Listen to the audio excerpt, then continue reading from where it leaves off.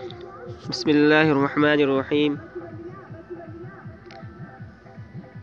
تو آج ہم فارسی کی دوسری کتاب کے اگلے سبق کا آغاز کرتے ہیں۔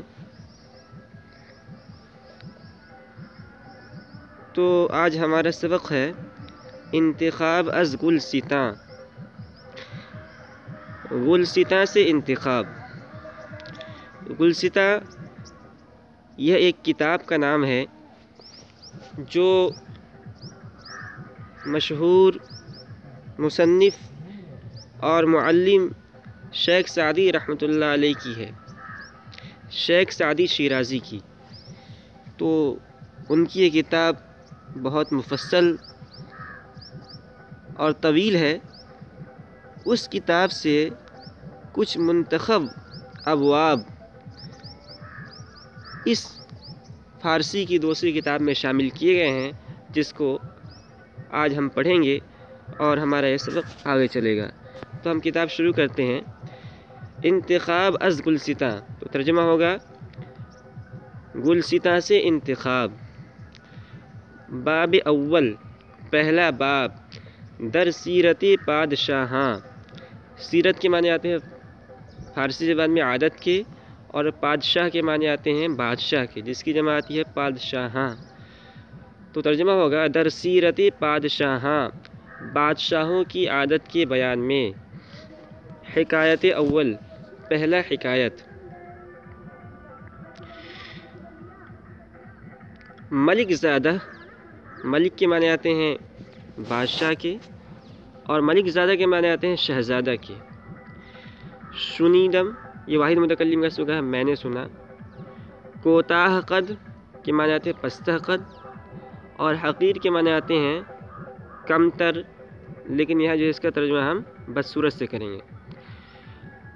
تو کہتے ہیں حکایت اول، پہلا قصہ۔ ملک زادہ را شنیدم، میں نے ایک شہزادے کے بارے میں سنا۔ ملک زادہ، ایک شہزادہ، را کے بارے میں، شنیدم، میں نے سنا۔ ملک زادہ را شنیدم، میں نے ایک شہزادہ کے بارے میں سنا۔ کوتاہ قد و حقیر بود، جو پستہ قد اور بدصورت تھا، یعنی بہت زیادہ لمبا نہیں تھا، چھوٹے قد کا تھا، اور بہت زیادہ خوبصورت نہیں تھا بلکہ بدصورت تھا۔ و دیگر برادرانش بلند و بالا و خوب رو، دیگر کے معنی دوسرے، اور برادر کی جمع ہے برادرانش۔ برادر کے معنی بھائی کے آتے ہیں، اسی کی جمع ہے برادرانش۔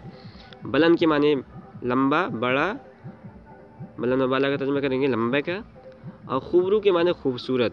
تو ترجمہ ہوگا و دیگر برادرانش بلند و بالا و خوبرو، اور اس شہزادے کے دوسرے بھائی لمبے اور خوبصورت تھے۔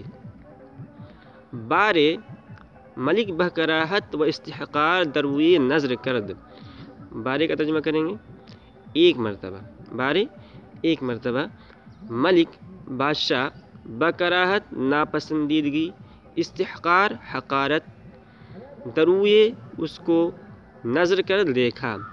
تو پورے کا ترجمہ ہوگا ملک بادشاہ بکراہت و استحقار، اچھا بارے ایک مرتبہ ملک بادشاہ نے بکراہت و استحقار دروی نظر کرد، ناپسندیدگی اور حقارت سے اس کو دیکھا، یعنی بادشاہ جو ہے اس کو دیکھا، اور اس کی نگاہوں سے ایسا معلوم ہو رہا تھا کہ وہ جو ہے بہت زیادہ جو ہے اپنے شہزادے کو، اپنے لڑکے کو بہت زیادہ ناپسند اور بہت زیادہ حقیر سمجھ رہا ہے۔ اب شہزادہ بھی جو ہے بہت زیادہ فراست والا تھا، سمجھدار تھا۔ تو کہتے ہیں پسر و فراست و استفسار دریافت، پسر لڑکا، فراست کا ترجمہ کریں گے سمجھ، ذہانت، اور استفسار کا ترجمہ کریں گے دانائی، اور دریافت کا ترجمہ کریں گے سمجھ گیا۔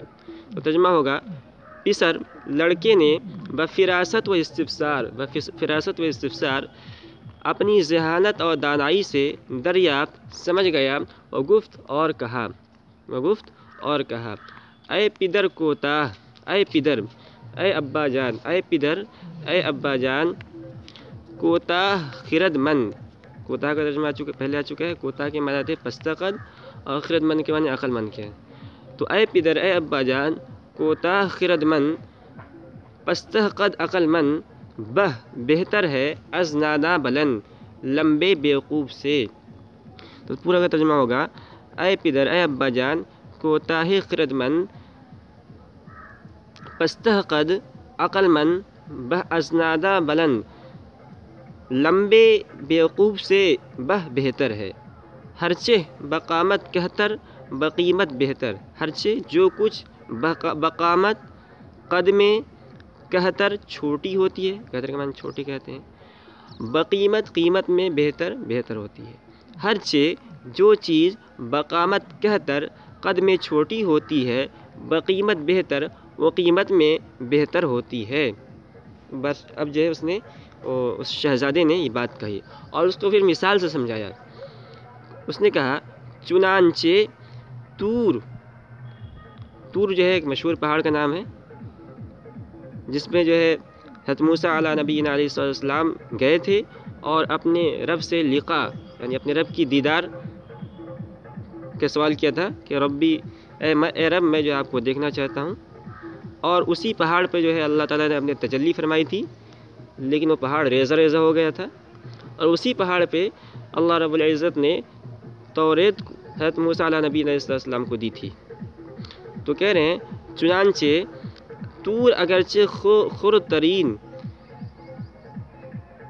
کوہ طور اگرچہ زمین کے سب سے چھوٹے پہاڑوں میں ہے. چنانچہ طور اگرچہ خرد ترین، اس نسخے میں خرد ترین ہے اور ایک دوسرے نسخے کے اندر ہے خرد ترین. دونوں کا ترجمہ ایک ہی ہوگا. چنانچہ طور اگرچہ خرد ترین کوہ ہائے، کوہ کے معنی پہاڑ کے آتے ہیں، اسی کی جمع ہے کوہ ہائے. چنانچہ طور اگرچہ خرد ترین کوہ ہائے زمیں است. چنانچہ طور، کوہ طور اگرچہ زمین کے سب سے چھوٹے پہاڑوں میں ہے، لیکن نزد خدا مرتبہ اش بزرگ تر است.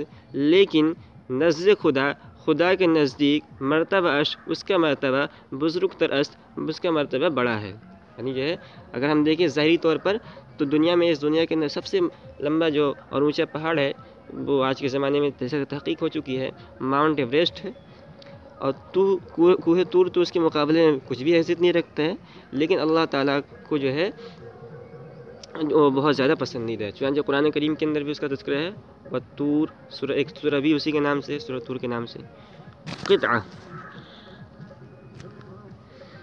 اب جو ہے یہ اشعار ہیں چند، اس کے اندر جو ہے بھی اسی کو بیان کیا گیا ہے کہ کوتاہ قد ہونا یہ کوئی عیب کی بات نہیں ہے. شنیدی کے لاگر دانا، شنیدی، کیا آپ نے شنیدی وہ بات سنی ہے کہ لاگر دانا، لاگر کے معنی آتے ہیں دبلا پتلا اور دانا کے معنی عقل مند آتے ہیں.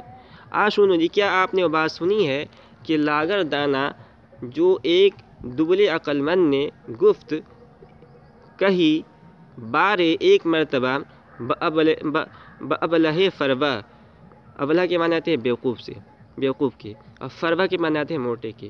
بأبلہ فروا، ایک موٹے بیوقوف سے. شنیدی کے لاگر دانا، کیا آپ نے وہ بات سنی ہے جو ایک دبلے عقل مند نے گفت بارے بأبلہ فروا، ایک مرتبہ ایک موٹے بیوقوف سے کہی. اسب تازی اگر ضعیف بود، اسب کے معنی گھوڑا اور تازی کے معنی ترجمہ کریں گے یہاں عربی، تو اسب تازی کا ترجمہ ہوگا عربی گھوڑا. اسب تازی اگر ضعیف بود، عربی گھوڑا اگرچہ کمزور ہو، ہم چنا از طویلہ خربہ، پھر بھی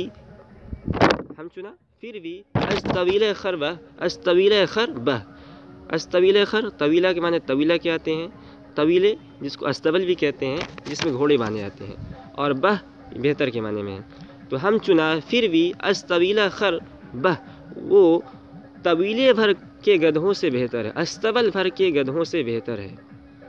تو خر کے معنی گدھا اور طویلے کے معنی طویلے کے، جس میں گھوڑے اور گدھے باندھے جاتے ہیں. کہنے کا مطلب یہ ہے کہ اگر سینکڑوں کی تعداد میں گدھے ہوں اور ایک طرف ایک عربی گھوڑا ہو تو وہ عربی گھوڑا جو ہے وہ جو ہے کیا کہتے ہیں ہزاروں اور سینکڑوں گدھوں سے بہتر ہوتا ہے۔ جب اس نے اپنے فصاحت و بلاغت کے ساتھ بادشاہ کے سامنے اور بادشاہ کے جو ارکان بیٹھے ہوئے تھے، وزراء بیٹھے ہوئے تھے، اس کوتاہ قد شہزادے نے اپنی اس بات کو فصاحت و بلاغت کے ساتھ کہی تو بادشاہ بھی جو ہے بہت متاثر ہوا اور بادشاہ کے وزراء بھی تھے وہ بہت متاثر ہوئے۔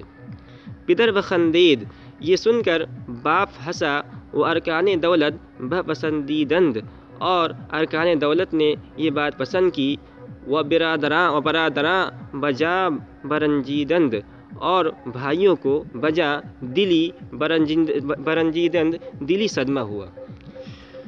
قطعہ، ایک اور قطعہ کے اندر جو ہے کچھ اشعار ہے اور اس اشعار کے اندر بھی یہی ہے کہ جو ہے جب تک آدمی جو ہے نہ بولے اور اپنی زبان نہ کھولے تو آدمی کی قدر و قیمت کا اندازہ نہیں ہوتا ہے۔ آدمی اگر خاموش ہے تو آدمی یہ عقلمند آدمی ہے یا جو ہے بیوقوف آدمی ہے یا کیسا آدمی اس کا انداز نہیں ہوتا ہے۔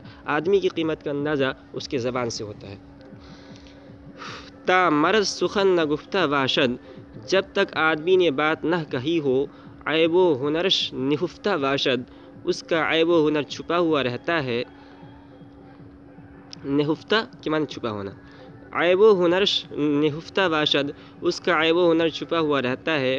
ہر بیشہ کے معنی آتے ہیں جھاڑی، اور گما کے معنی آتے ہیں سمجھنا، خیال کرنا، میبر فعل نہیں ہے، خالی است خالی ہے۔ ہر بیشہ گما میبر کے خالی است، ہر جھاڑی کو گما میبر نہ سمجھ کہ خالی است کہ خالی ہے، یعنی کوئی بھی آپ جنگل میں جا رہے ہیں کوئی جھاڑی ہے تو ضروری نہیں کہ جو ہے وہ خالی ہو۔ شاید کہ پلنگ خفتہ باشد، ممکن ہے کہ تیندوا سویا ہوا ہو۔ تو آج کا سبق ہم یہیں ختم کرتے ہیں اور اگلے سبق میں ہم اس کو آگے بڑھائیں گے۔